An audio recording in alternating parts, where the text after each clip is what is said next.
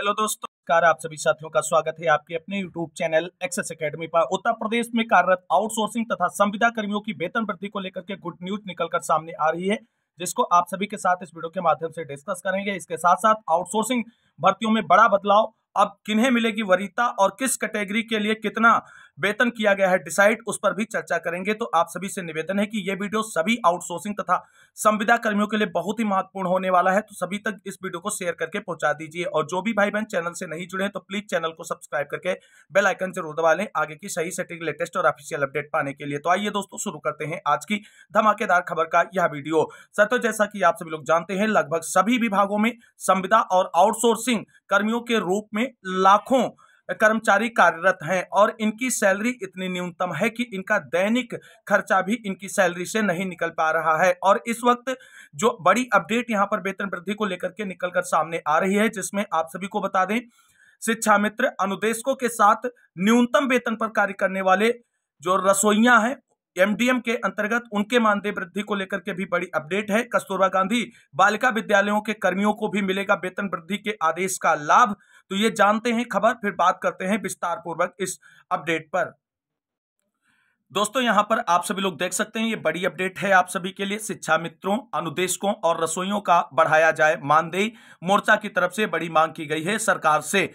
दोस्तों, जैसा कि आप सभी लोग जानते हैं, उत्तर प्रदेश के प्राथमिक विद्यालयों में 1.42 लाख शिक्षा मित्र 10,000 रुपए सैलरी पर कार्य कर रहे हैं और 50,000 के समथिंग जो है अनुदेशक 9,000 की न्यूनतम सैलरी पर कार्य कर रहे हैं। वहीं रसोइया जो कार्य कर रहे हैं उनको भी काफी कम सैलरी मिलती है, इतनी कम मिलती है कि आप सभी लोग सैलरी सुन करके भी कहीं ना कहीं शर्म महसूस करने लगेंगे। लेकिन राज्य सरकार की तरफ से वेतन वृद्धि को लेकर के कोई बड़ा और ठोस कदम अभी तक नहीं उठाया गया है। और इसी क्रम में यहां पर जो अपडेट है आप सभी के लिए, वो शिक्षा मित्रों, अनुदेशकों और रसोइयों के वेतन वृद्धि को लेकर के है, जो मोर्चे की तरफ से मांग की गई है। यहां पर लखनऊ से खबर है कि शिक्षकों के संयुक्त मोर्चा ने मुख्यमंत्री योगी आदित्यनाथ को पत्र भेजकर परिषदीय विद्यालयों के रसोइयों जो एमडीएम के अंतर्गत खाना बनाते हैं, वो शिक्षा मित्रों, अनुदेशकों और कस्तूरबा गांधी आवासीय बालिका विद्यालयों के शिक्षकों कर्मचारियों का मानदेय बढ़ाने की मांग की है। मोर्चा के प्रांतीय सचिव दिलीप चौहान व कस्तूरबा गांधी विद्यालय संघ की प्रदेश अध्यक्ष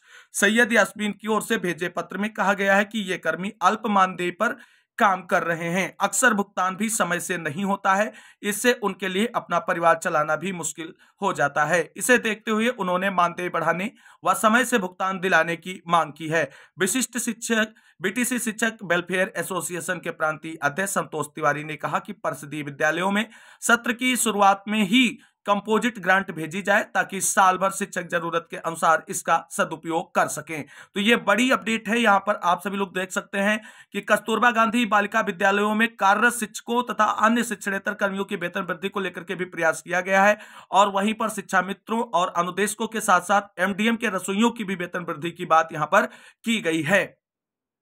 यहां पर दोस्तों आप सभी लोग देख सकते हैं, शिक्षा मित्रों से संबंधित खबर जो है उसे प्रमुखता से हिंदुस्तान न्यूज़पेपर के द्वारा छापा गया है और डिटेल में खबर को जो है प्रिंट किया गया है, उससे संबंधित जानकारियां भी शेयर की गई हैं। आप सभी लोग देख सकते हैं प्रदेश में शिक्षा मित्रों की स्थिति क्या है। तो 1.42 लाख प्रदेश में शिक्षा मित्रों की संख्या है। 10,000 रुपए पर मंथ वेतन पर जो है शिक्षा मित्र कार्य कर रहे हैं और 1925 लखनऊ के प्राइमरी स्कूलों में शिक्षा मित्र जो हैं वो तैनात हैं। और इनकी यहाँ पे समस्याएं आप सभी लोग देख रहे हैं कि ये पूरी मेंशन की गई हैं। ये शिक्षा मित्र साथी लोग हैं जो वेतन वृद्धि को लेकर के और अपनी समस्याओं को लेकर के जो है सरकार से मांग कर रहे हैं। यहां पर आप सभी लोग देख सकते हैं कि मानदेय बढ़ने के इंतजार में 1.42 लाख शिक्षा मित्र। प्रदेश सरकार ने वर्ष 1999 में प्राइमरी स्कूलों में शिक्षकों की कमी को दूर करने के लिए 2250 प्रतिमाह के मानदेय पर शिक्षा मित्रों की भर्ती शुरू की। ग्राम प्रधान की संस्तुति पर शिक्षा मित्रों की प्राइमरी स्कूलों में नियुक्ति हुई। वर्ष 2009 तक पूरे प्रदेश में 1.72 लाख शिक्षा मित्र सेवा में लिए गए। वर्ष 2004 में 150 रुपए मानदेय बढ़ाकर 2400 रुपए किया गया। वर्ष 2007 में प्रदेश सरकार ने शिक्षा मित्रों का मानदेय बढ़ाकर 3,000 रुपए कर दिया। वर्ष 2010 में शिक्षा मित्रों ने मानदेय बढ़ाने को लेकर शहीद स्मारक के पास बड़ा आंदोलन किया। उस समय 1.24 लाख शिक्षा मित्र स्नातक थे।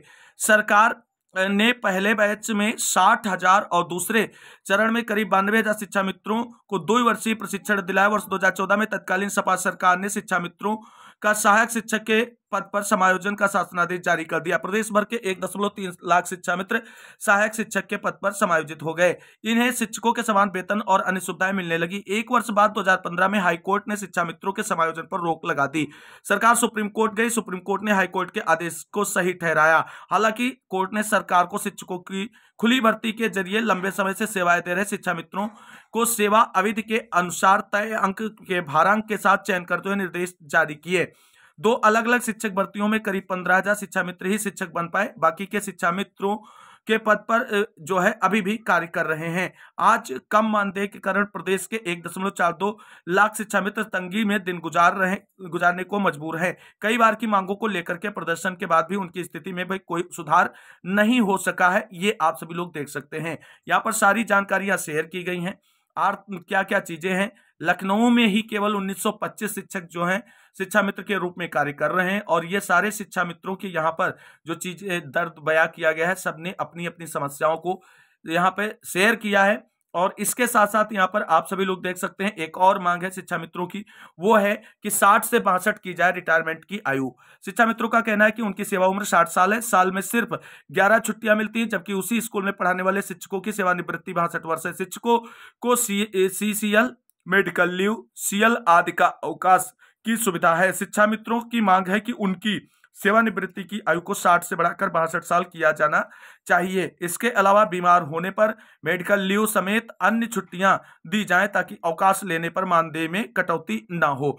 तो इस तरीके से अगर देखा जाए जो शिक्षा मित्रों और अनुदेशकों की सैलरी को लेकर के खबर निकलकर सामने आई थी कि न्यूनतम 25,000 शिक्षा मित्रों का किया जाए और 20,000 अनुदेशकों का, तो उतनी वेतन वृद्धि जरूर करनी चाहिए उत्तर प्रदेश सरकार को और शिक्षा मित्रों और अनुदेशकों की समस्याओं को ध्यान में रखते हुए। बात कर लेते हैं आउटसोर्स कर्मियों को लेकर के आ रही बड़ी अपडेट के बारे में। दोस्तों, जैसा कि आप सब लोग जानते हैं उत्तर प्रदेश के सभी सरकारी विभागों में 8 लाख के करीब आउटसोर्सिंग कर्मी कार्य कर रहे हैं। उन सभी आउटसोर्सिंग कर्मियों को वेतन वृद्धि का बेसब्री से इंतजार है। जैसे जैसे 1 अप्रैल की डेट नजदीक आ रही, आउटसोर्सिंग कर्मियों की वेतन वृद्धि को लेकर के उम्मीदें बढ़ती जा रही हैं। लेकिन अभी तक किसी भी विभाग की तरफ से कोई ऑफिशियल नोटिफिकेशन जारी नहीं किया गया है।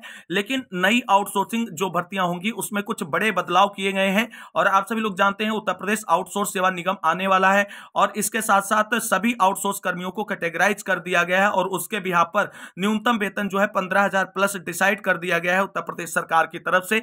अब 1 अप्रैल के इंतजार के साथ सभी आउटसोर्स कर्मियों को वेतन वृद्धि तथा बड़े बदलावों से नई भर्तियों में काफी उम्मीदें जगती नजर आ रही हैं। यहां पर दोस्तों आप सभी लोग देख सकते हैं कि आउटसोर्सिंग भर्तियों में गड़बड़ी और शोषण को रोकने के लिए उत्तर प्रदेश सरकार की तरफ से आउटसोर्स सेवा निगम बनाने की तैयारी कर दी गई है।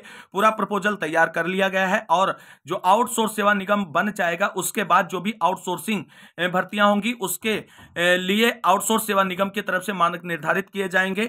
अब अभ्यर्थियों का जो चयन है वो पारिवारिक आय, आयु, योग्यता, पद के मानक और स्थान के आधार पर किया जाएगा।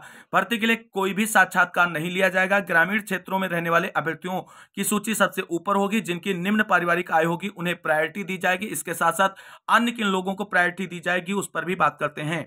यहां पर दोस्तों आप सभी लोग देख सकते हैं कि आयु सीमा को पहली प्राथमिकता, उत्तर प्रदेश आउटसोर्स सेवा निगम में भर्ती के लिए आयु सीमा को पहली प्राथमिकता दी जाएगी। साथ ही विधवा, तलाकशुदा और परित्यक्ता महिलाओं को उच्च दर्जा मिलेगा। इसे भर्ती के लिए बनाए गए मानक में शामिल किया गया है। वर्तमान में आउटसोर्स पर होने वाली भर्तियों में अनियमितता को देखते ही राज्य सरकार जो है बड़े बदलावों की तैयारी कर रही है। विभागीय अधिकारी मनमाने तरीके से अपने चहेतों को भर्तियों में संपादित कर लेते हैं। कुल जो है मिला करके आउटसोर्सिंग भर्तियां जो हैं वो कहीं ना कहीं एक बड़े झोल के साथ संपादित की जाती हैं, जिसमें बड़े स्तर पर जो है भ्रष्टाचारता देखने को मिलती है। इसी भ्रष्टाचार के निवारण को लेकर के आउटसोर्स सेवा निगम जो है वो गठित किया जा रहा है।